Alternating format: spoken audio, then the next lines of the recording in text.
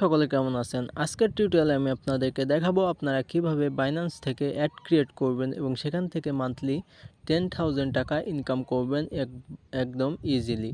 ঠিক আছে? সো বন্ধুরা, ভিডিওটি শুরু করার আগে যে কথাটি না বললেই নয়, আমাদের চ্যানেলে যারা নতুন দর্শক তারা অবশ্যই চ্যানেলটি সাবস্ক্রাইব করে পাশে থাকা বেল আইকনটি অন করে দিবেন নতুন ভিডিওগুলো সবার আগে পাওয়ার জন্য। তো বন্ধুরা, আমরা কথা না বাড়িয়ে চলে যাব আমাদের বাইন্যান্স অ্যাকাউন্টে। সর্বপ্রথম আমাদেরকে অ্যাডস ক্রিয়েট করার জন্য প্রথমে আমাদেরকে একটা বাইন্যান্স অ্যাকাউন্ট ক্রিয়েট করে নিতে হবে যদি ক্রিয়েট করা না থাকে, এবং এটার বয়স মিনিমাম 30 দিন হতে হবে। ঠিক আছে? এবং এটা ভেরিফাই করে নিতে হবে। তো আপনারা যারা বাইন্যান্স অ্যাকাউন্ট নাই যাদের, তারা আপনারা ইউটিউবে সার্চ করলে অবশ্য পেয়ে যাবেন। তো আমি চলে আসলাম আমাদের বাইন্যান্স অ্যাকাউন্টে এবং এখান থেকে আমাদেরকে যে কাজটি করতে হবে, সো দেখতে পাচ্ছেন এখানে ওয়ালেট যে অপশনটি আছে, ওয়ালেট অপশনে ক্লিক করবেন এবং এখান থেকে আপনারা ফান্ডিংয়ের উপর ক্লিক করে দিবেন। ফান্ডিং থেকে আপনারা P2P-তে ক্লিক করে দিবেন। P2P-তে ক্লিক করার পরে আপনাদের সামনে এমন একটা অপশন আসবে। সো আপনাদের এখান থেকে অ্যাড ক্রিয়েট করার জন্য অ্যাডসের উপর ক্লিক করে দিতে হবে। সো অ্যাডসে ক্লিক করার পরে এখানে দেখতে পাচ্ছেন পোস্ট অ্যাড, অথবা এখানে যে প্লাস আইকনটা দেখতে পাচ্ছেন এখান থেকেও করতে পারেন। তো আমি পোস্ট অ্যাডের উপর ক্লিক করলাম। পোস্ট অ্যাডের উপর ক্লিক করার পরে এখানে আপনি যদি বাই করতে চান অথবা সেল করতে চান তাহলে সেলের উপর ক্লিক করবেন, এবং যদি বাই করতে চান তাহলে বাইয়ের উপর ক্লিক করবেন। ঠিক আছে? সো আমি বাই করবার জন্য বাইয়ের উপর ক্লিক করে দিলাম, এবং এখানে USD টু BDT এখানে সিলেক্ট করাই আছে। সো এখানে ফিক্সড, এখানে আমি ফিক্সড রেট দিচ্ছি 110 টাকা। ঠিক আছে?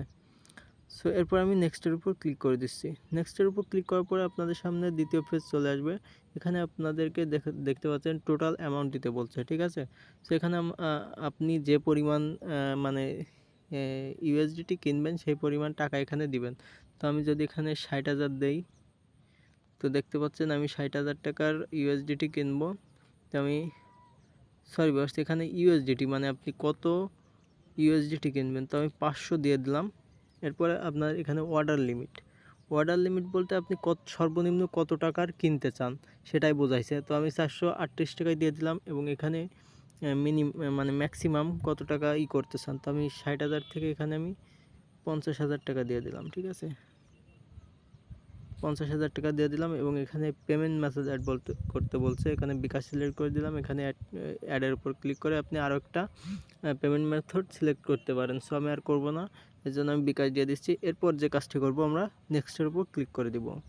নেক্সটের উপর ক্লিক করার পরে এখানে আমাদের যে টার্মসটা আছে এখানে দিতে হবে। এটা অপশনাল যদিও, তারপর লিখে দিতে পারেন। এখানে অটো রিপ্লাই আছে, এখানে অটো রিপ্লাইও লিখে দিতে হবে। আমি আপনাদেরকে অ্যাডস ক্রিয়েট করার পরে আমি বিস্তারিত জানাচ্ছি। ঠিক আছে? তো এখানে আপনারা লিখে দিতে পারেন। তো এবার বন্ধুরা, আমরা এখানে আমাদের টার্মস লিখে দিলাম এবং এখানে অটো রিপ্লাই লিখে দিলাম। ঠিক আছে? সো আপনারা আপনাদের ইচ্ছা মতো লিখে দিতে পারেন।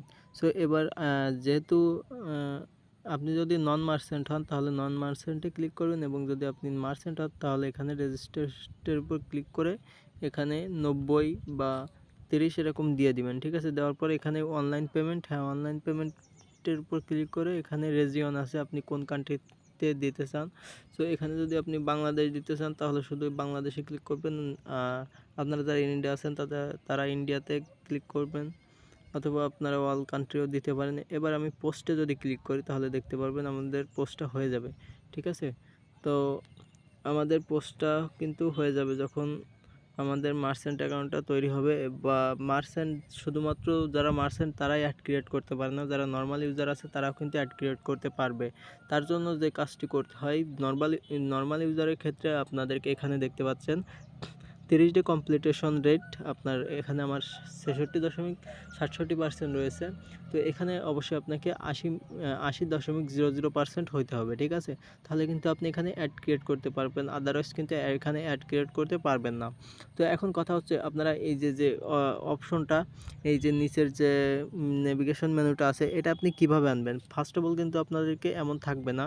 আপনারা যখন অ্যাকাউন্ট করবেন, তো এখানে এটা আনার জন্য আপনাকে যে কাজটি করতে হবে, এখানে দেখতে পারবেন একটা 3 ডট লাইন থাকবে, সেটাতে ক্লিক করে আপনাকে এখানে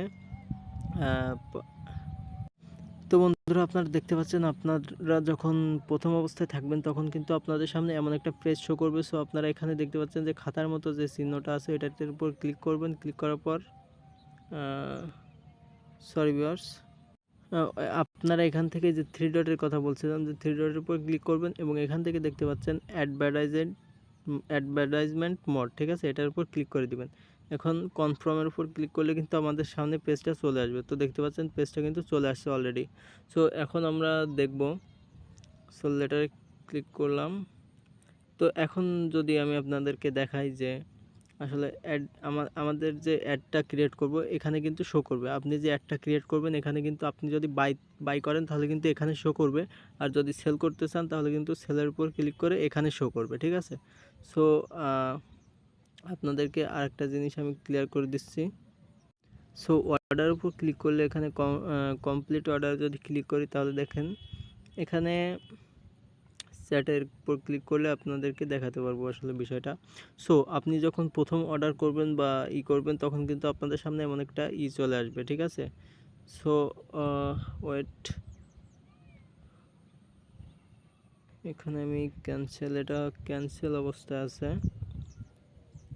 ও হ্যাঁ, দেখতে পাচ্ছেন এখানে কিন্তু একটা আপনার আছে, এই যে ফার্স্ট অফ অল যে এইটা অপশনটা ছিল ডেসক্রিপশনসে, এখানে কিন্তু আমরা যে লিখেছিলাম যে আপনার ডলার সেন্ড করার পরে আপনাদের বিকাশ নাম্বারটা সেন্ড করুন পার্সোনাল, তো এখানে কিন্তু সেই লেখাটা আছে, ঠিক আছে। এবং এখানে যে দেখতে পাচ্ছেন এটা কিন্তু অটো রিপ্লাই, ঠিক আছে। আপনারা হয়তো বুঝতে পারছেন বিষয়টা আমি কি বলতে চাচ্ছি। তো অবশ্যই লেনদেন করার আগে এখানে দেখতে পারবেন, আপনাদেরকে একটা বিষয় লক্ষ্য করায়, সেটা হচ্ছে এখানে দেখতে পাচ্ছেন আমাকে সে পার্সোনাল অ্যাকাউন্ট দিয়েছিল, যেটা কিন্তু আপনার বাইন্যান্স অ্যাকাউন্টের সাথে কোনো সম্পর্ক ছিল না, ঠিক আছে।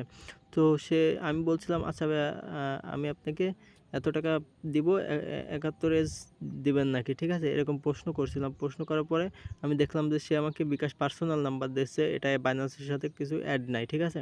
তো পরে আমি তাকে বললাম আমি আপনাকে এই নাম্বারে টাকা দিতে পারবো না। তখন সে আমাকে বাইন্যান্সের সাথে যে নাম্বারটি আছে সেই নাম্বারটা দিয়ে ক্যাশ আউট করতে বলছে, ঠিক আছে।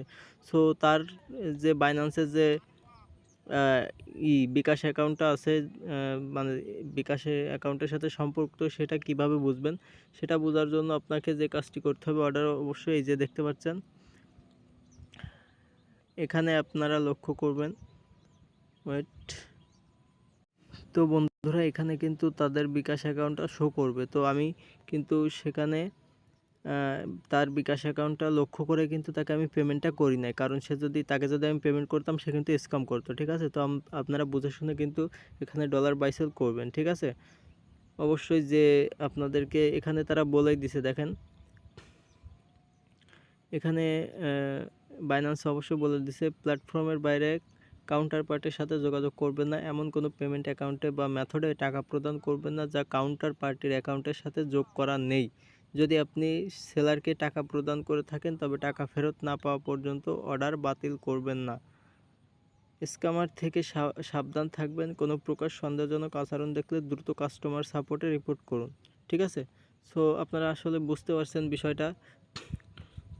তো আপনারা সবসময় লক্ষ্য করবেন যে আপনি যার কাছ থেকে ডলার বাই করতেছেন সে কি আসলে আপনাকে যে বাইন্যান্সের সাথে যে সম্পর্ক যে অ্যাকাউন্টটা রয়েছে তাই সেই অ্যাকাউন্টে পেমেন্ট করতে বলতেছে কিনা, বা অন্য কোনো নাম্বার দিলে অবশ্যই তার ডিলটা ক্যান্সেল করে দিবেন, ঠিক আছে, অথবা রিপোর্ট করতে পারেন। সো বন্ধুরা ভিডিওটা আজকে এই পর্যন্তই। সবাই ভালো থাকবেন, সুস্থ থাকবেন, আল্লাহ হাফেজ।